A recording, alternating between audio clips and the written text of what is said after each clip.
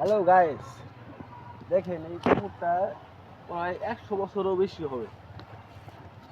100 বছরও বেশি হবে পুকুরের বয়স। ও না দিন দিন খালি পুকুরের কাছার মানে ভাঙতাছে। কোন কারণে পানি রাস্তার মধ্যে আসে পড়ে। এটার এটার ব্যবস্থার জন্য ও আরো প্রশিক্ষণ নেওয়ার লাগবে। সুন্দর করে কাছার যে গুঁড়া করা লাগবে মাটি দিয়ে। এই এই জায়গাটা আপনার সবার মনে হচ্ছে না, বিশেষ করে এটা সেতু পৌরসভা পার্কে পুরো পার্কে